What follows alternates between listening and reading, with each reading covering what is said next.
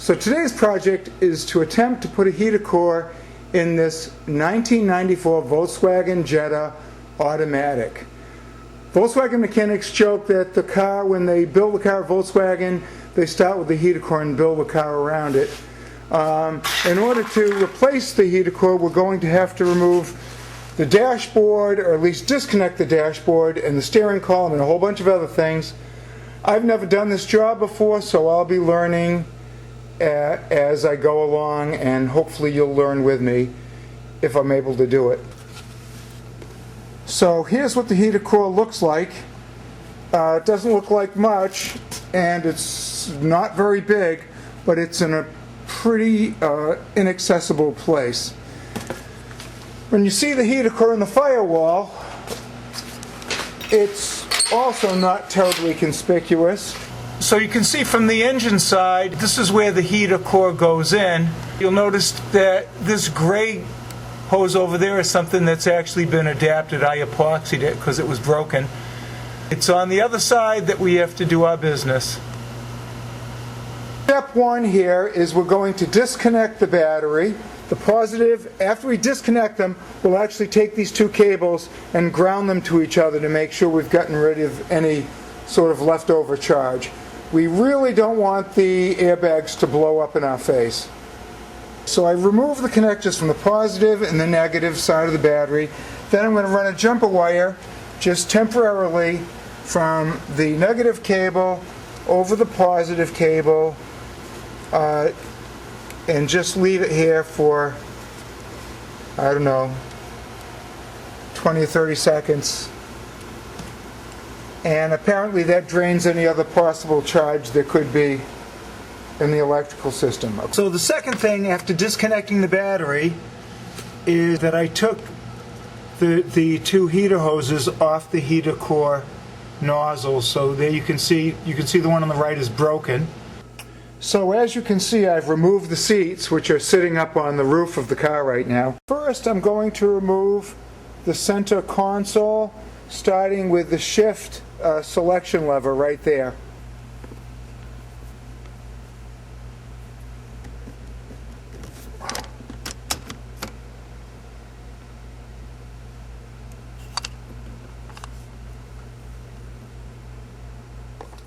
So next we'll pry off this cover. Just got a little screwdriver in here.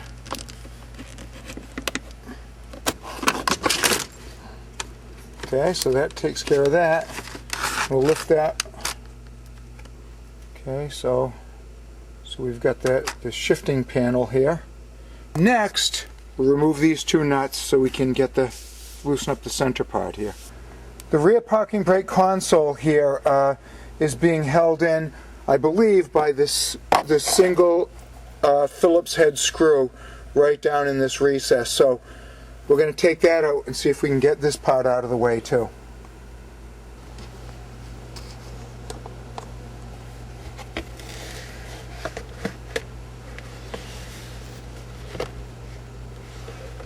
Now, with the parking brake lever console moved back, you can see a nut down here which is helping hold the center console. As you can see, with that nut removed, the center console, as you can see, is now pretty movable in the back. And now we'll remove the screws up towards the front of the car on each side.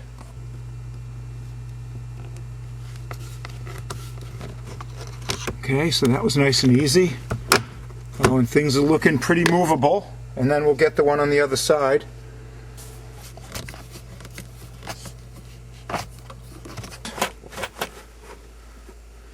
So actually, if you just move the shift knob by hand down to that position, that gives enough space for the console. As you can see, that gives enough space here for this to clear over the shifter and extract the center console. Okay, so the first part of removing the instrument panel, including the dashboard, is to remove the radio. So here's a 3/32 inch welding rod.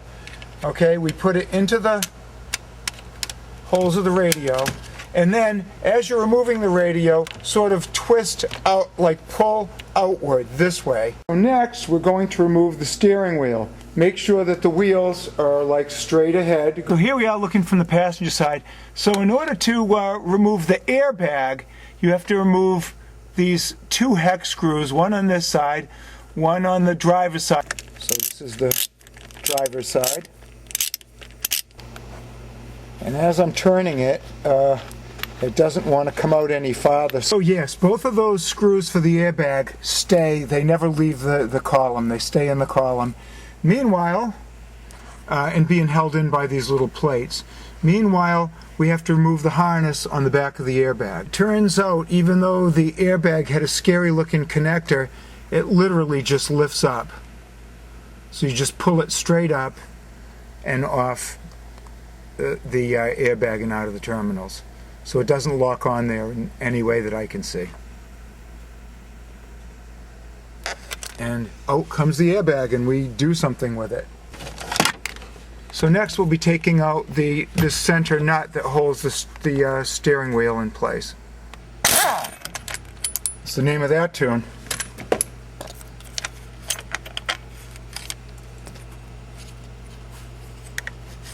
And according to my manual, it says to make a mark on the steering wheel column and the steering wheel, probably so that you install them back in the same place.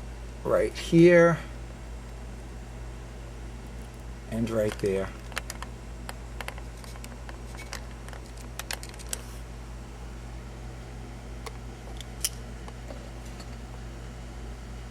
Is remove this trim from under the steering wheel, and there are two holes, and up inside the hole, if you can see it, there is a Phillips head screw here and over there on the other side. Okay, and then next, before we remove the steering wheel, now that we've got that the trim off, is remove the wire connector that goes up to the steering wheel, and obviously connects by doing that. Now, with that free, we should be able to take the steering wheel off. It also mentions in the repair manual that the wire harness here, which is on this movable piece in the steering wheel, should be down right at the bottom in what they call the locked position when the steering wheel is removed, and I believe that is. Alright, and now, in theory, I should be able to take the steering wheel and lift it right off. Okay, and here is that steering wheel harness. I think that's, and I'm hoping that's the lock position, right at pretty much at the bottom, or as close as it can get to it. We're going to remove this knee bar, it's called, so that we can remove the passenger side airbag right here. And it's held on just by some Phillips head screws along the bottom. So first we'll get that knee bar and then take out the side airbag. So 6 screws later, out comes the knee pad. Next, I'm going to remove the right hand side. Here's the airbag, the right hand side air vent. I used a little hook tool and then just pull the thing out. I guess you could use pliers, should work all right. But there's nothing really holding it in there. So we're going to remove those 2 screws. Loosened all the way. You can remove the housing from the air vent, and there we are. Okay, so here's the airbag cover, and then down below you can see we've got 1, 2, 3 mounting bolts holding that cover on.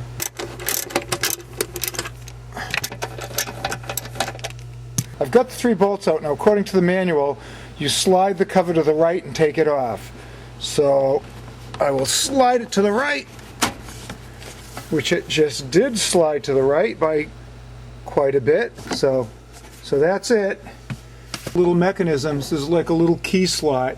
So it has to slide to the right so that it can come out through the larger hole. So not very far to the right, but just, you know, a little bit. Okay, so next we're going to remove the retaining frame for the airbag, and the airbag is held in, or at least the frame is held in, by 2 hex bolts on this side and 2 matching bolts over on the left hand side. Screws out on this side. I just used a hex key. It's 5mm. A deep socket on the little arm like this to get me some extra leverage. Oh, and now we will try to remove the airbag, and here it comes. Okay, here's the airbag, and you need to remove the harness from the back of the airbag right here. So let me do that.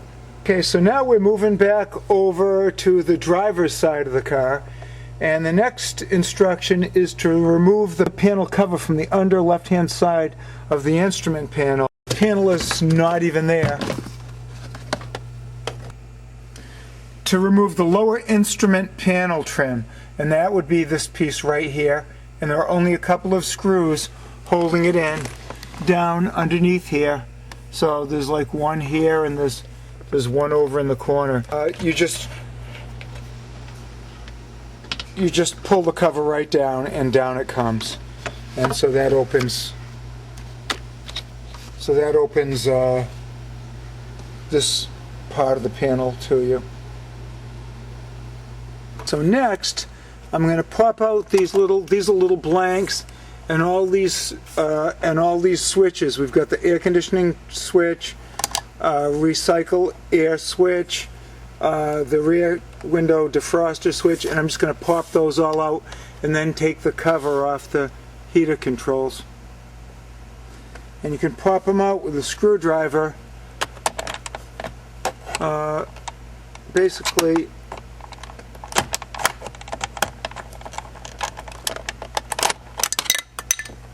okay, like that. These little clips. It's got these little clips on the side that hold it in. So here's the rear window defroster from the harness.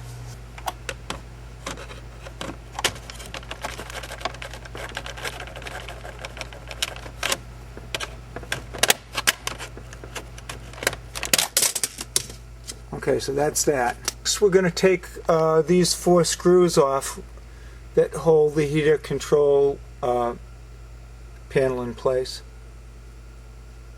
And after you remove these 4 screws, then you press this whole control system into the dashboard for some reason that I don't yet understand. So to push this into under the dashboard out of harm's way, apparently, like that.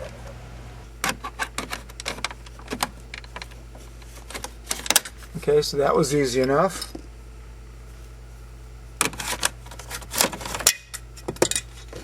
That was easy enough.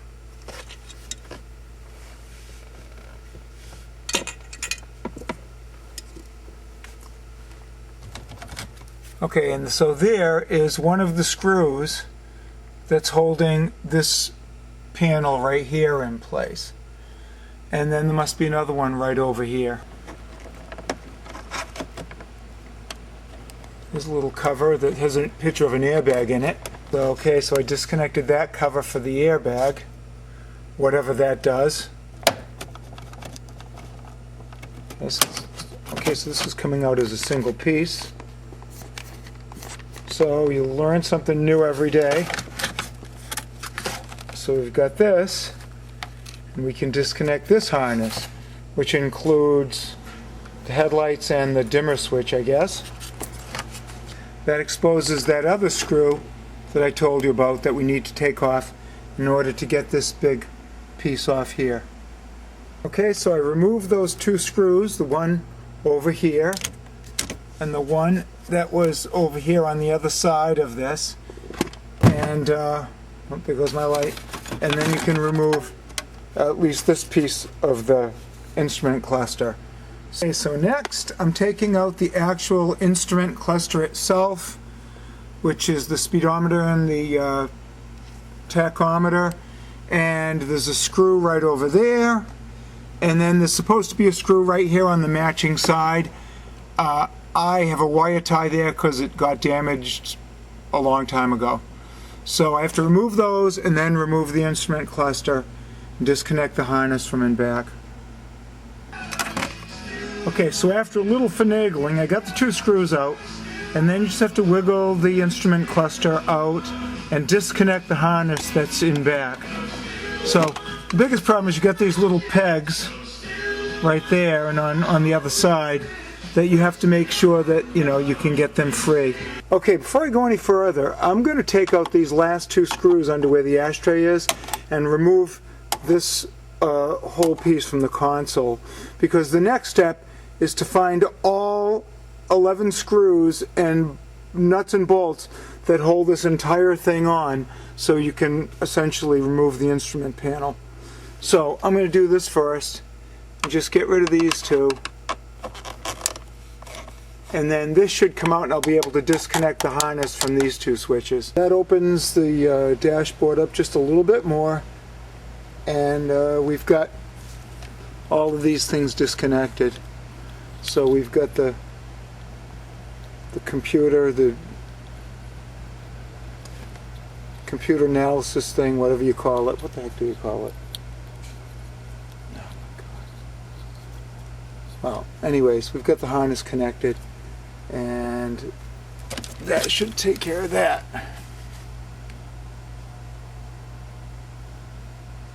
I guess I'll start in the driver's side corner, and right here at the bottom there's obviously a hex bolt.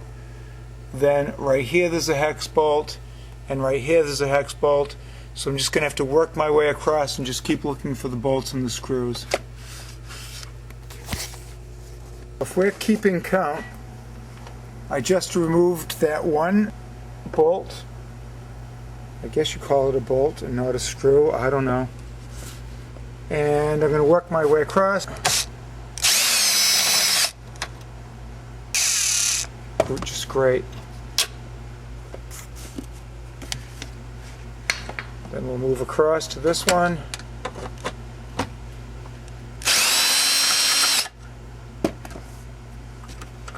That makes 3. And there's the ignition key, and there's the 4th bolt I'm going to remove.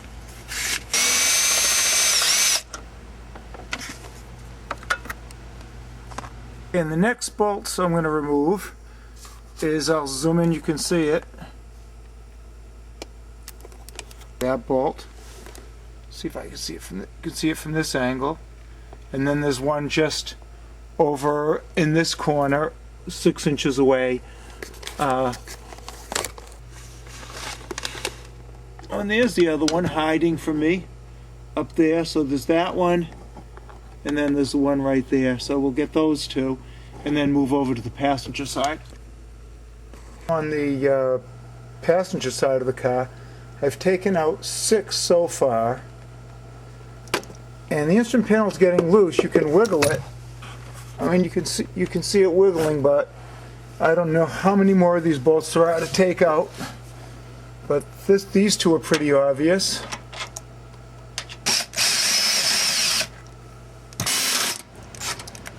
You can see now, actually, that you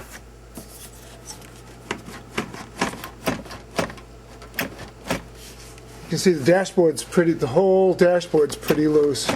I think the last 4 bolts I have to take out to get the dashboard out is the 2 nuts that are on the other side of the firewall, and here, and the same thing over on that other side. And so, if I'm not mistaken, those nuts are the nuts that you see. So here we are through the engine compartment. I think those are the nuts that you see. Well, one of them is right there, and the other one you can't see from this view is directly up above it, behind the windshield washer bar.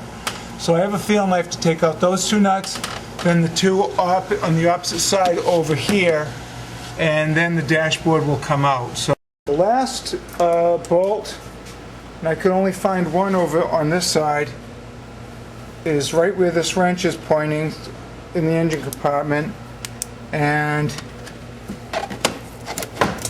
a sneak peek. Okay, and the bolt is right in there where my socket is. And then there's a rubber grommet underneath. I don't know why that's there, but I think once I get that out, the dashboard may come out. The dashboard is now ready essentially to come out, and I've got all the bolts undone. So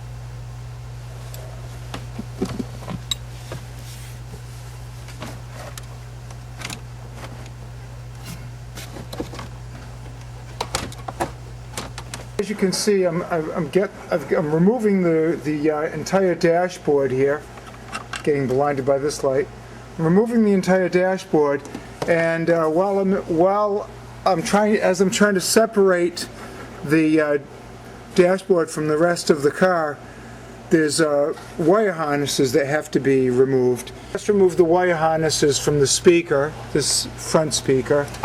Looking back of the dashboard, you can see like there's a clip with the wire harness running through it. So in order for me to get this free, I'm going to have to move that wire harness out of the way.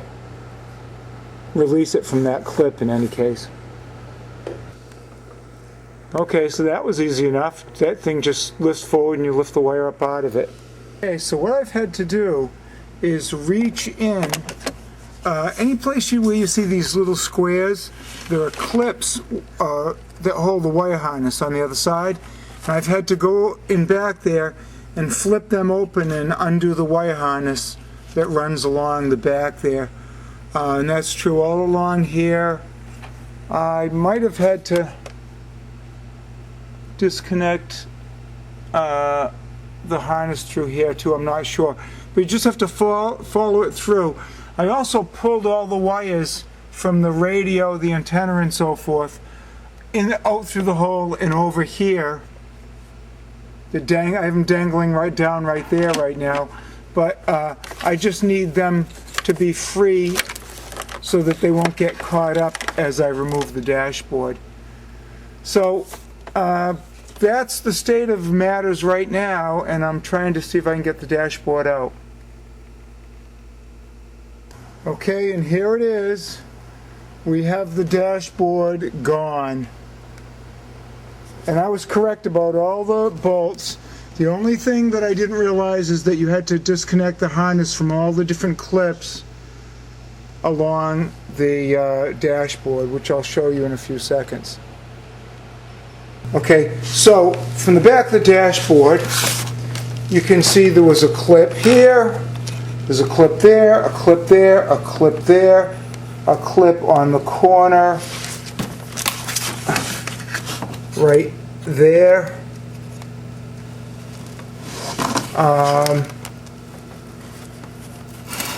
Then you've got a clip right here and a clip right there. So the wire harness runs all through that. And then there's one long piece of the wire harness that runs the longest part of the wire harness that runs along the car, runs along here where my finger is, then right underneath this this part of the, right below this plastic thing, and then sort of right across. And there's no way that I could show you that while I was taking it out. And again, those clips exist anywhere you see one of these little square tabs. There's clips on the other side. So that includes right there on the corner. Even though I know the light isn't very good, there's one there. So there's one, two, three, four. And the one right there is 5.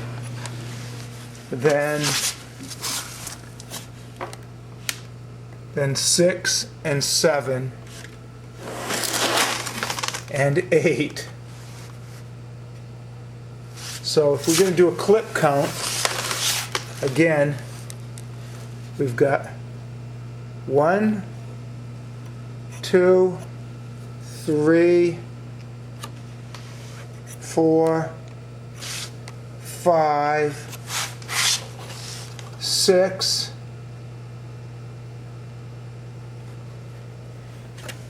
7, 8, 9 clips. First off, we have to look at where the heater core is, and the heater core is way under here. So even with the dashboard gone, we still really don't have access to the heater core. So somehow I have to figure out a way to get the heater core forward by 6 or 7 or 8 inches so that we can pull the heater box, so that we can pull the heater core straight out of the top. The heater box itself is held onto the firewall through 4 bolts that are accessible from the engine side. So I'm going to show you those.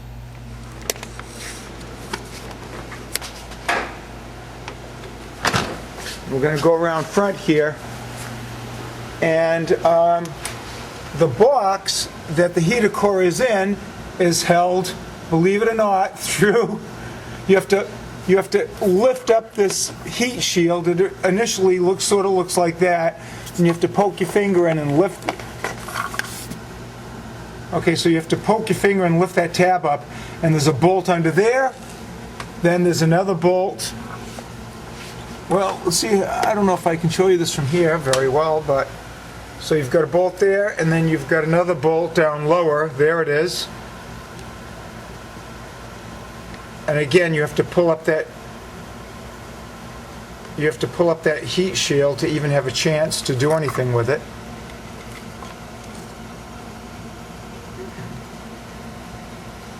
Okay, there it is. There's one bolt down low.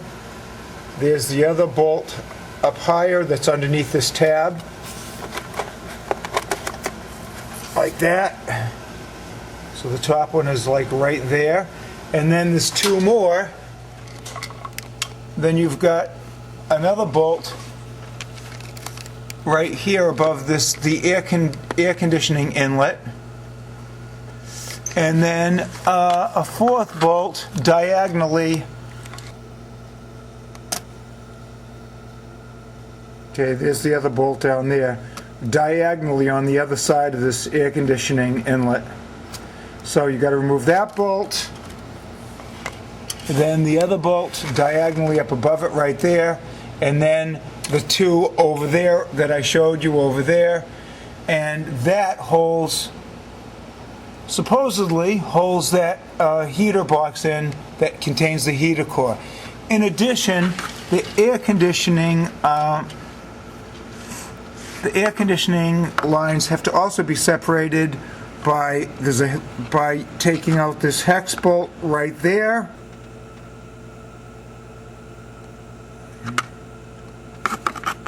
Okay, so there's a larger hex bolt and a smaller hex bolt, and I think both have to come out to separate the air conditioning tubing. Okay, and as far as the air conditioning lines, I just removed the big bolt, which allowed me to remove this piece right here, and this hose, and then a small hex bolt there, and then there's another small hex bolt down below, and I'm going to remove both of those as well. So now, as you can see, removing the big hex bolt and then the 2 little hex bolts allowed me to pull out this second line and basically pull the whole block out of there. So in case I have to pull that unit forward now, these 2 hoses can fit through the firewall and give me some play on the other side. Meanwhile, the next thing I'm going to do is take off this nut over here, and then take off the nut that is, which you can barely see down below. Now you can see it.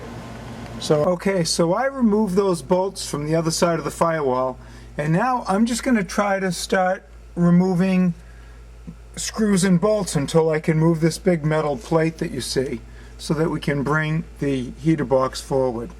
So this is going to be an experiment. We'll see what happens. But basically I've got to get this big metal bracket little big metal bracket here to move forward. So I know that for one thing you see these two big heavy screws on the outside, so those are supporting the metal bracket, so I'm going to remove those on both sides, and I'm going to remove the central plate right here with those 4 bolts, and remove the little vents on each side. And I'm also going to remove this plate right here that has 2 bolts at the top and 2 bolts at the bottom. So I'm going to start with those. These 2 bolts on each side of the car. Oh, where am I? Those 2 bolts on each side of the car. Then the 2 plates in the middle, and see what happens after that. First, I remove the side plate, which goes with these bolts, and the washers were up at the top, along with those little flimsy nuts, 13 millimeters all. Okay, that plate used to reside right there. Okay, now I'll get the plate in the front. Next, I took out that center plate with 4 bolts at the top, and 1, 2, 3, 4, 5 bolts at the bottom, and this bolt on the very corner right here had a nut on one side and a bolt on the other side. All the rest of those are blind bolts. They just go into embedded bolts that are already there. I mean embedded nuts. So, and that belongs with all those beautiful little bolts and nuts.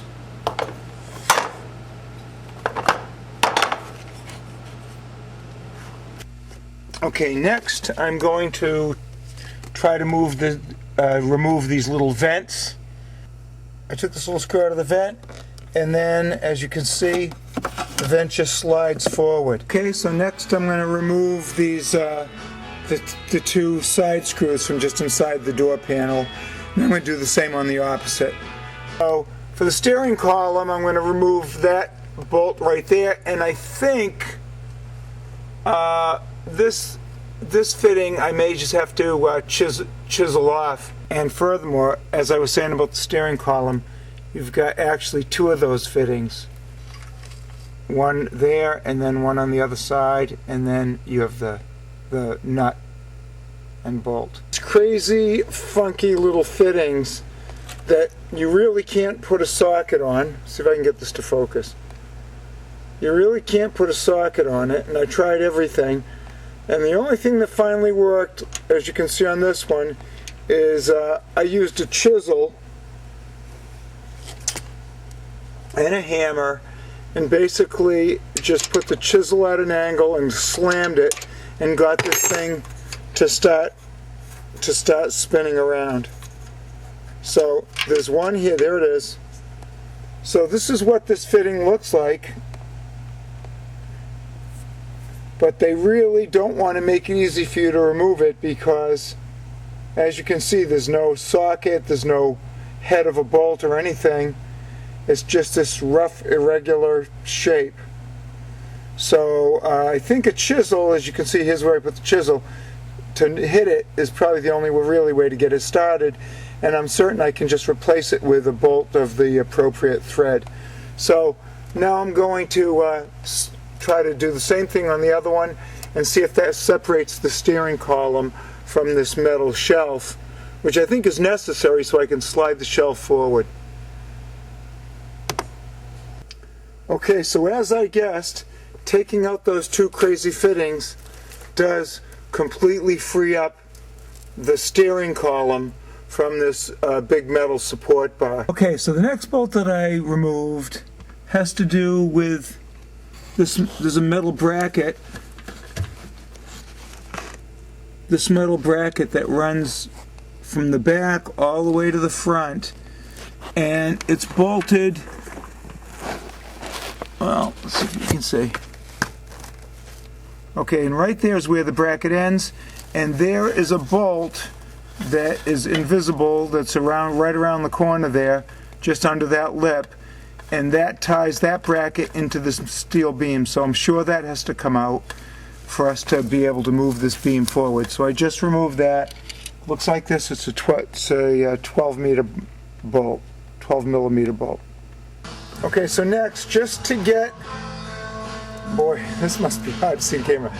Just to get this bracket, which runs over to the firewall, okay, there it is.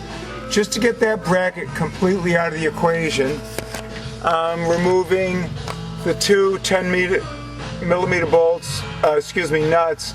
There's one there and there's one there, and that will completely free this bracket from the beam that we're trying to move. Okay, I realize there's another bracket right there, solid bracket, that just under this lip that I'm going to show you right there, just under that lip on the other side, there's another 12 millimeter bolt that is also tied into this frame. So I'm going to take that out also. And I am getting deep into this. Okay, so that loosened things up a little bit more. And meanwhile, I'm going to take this bracket just totally out of the way, get it out of the way, and then won't have to deal with it, at least temporarily.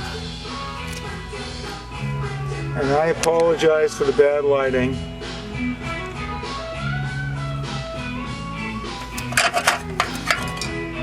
I was shaking this bracket trying to find out what was holding it up, and I realized I had to pull back this trim so this piece was free to come forward. So you can see I've got quite a bit of movement now. I don't know if that's going to be enough to really get me where I need to go, but anyways, that was kind of important to get that trim out of the way so that these two spots could pass by it. I don't know if you can tell, but this bar is way forward now. And what I needed to do is do the same thing on the other side, is pull this trim back. My mistake was not removing this trim screw before I started pulling the trim back, so I ended up bending and almost breaking the trim. But had I been smart enough to pull that screw out first, then I could have gotten this thing completely out of the way. And as you'll probably be able to see, well, I mean, I've gotten this thing really quite a bit forward. There's where it started and here's where it is now. So, and look, I mean, look at this. Look at this thing now.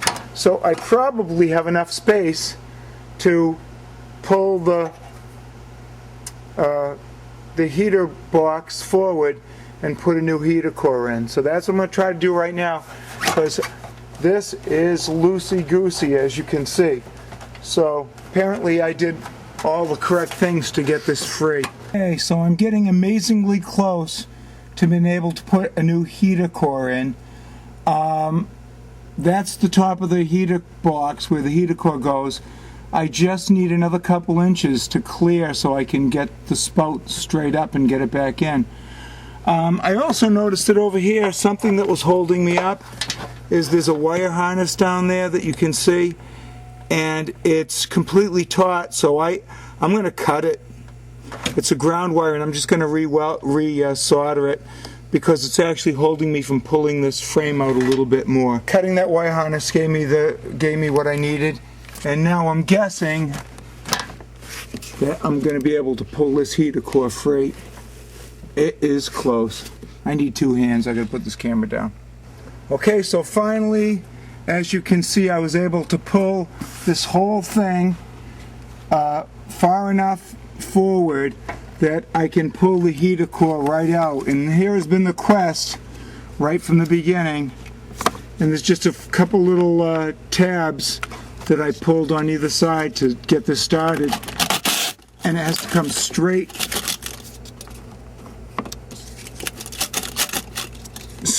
out of the heater box. And there it is. Alright, and I would never have had to replace this, except you can see the spout broke on the other side. And my Volkswagen friend says that these essentially never really go bad on their own.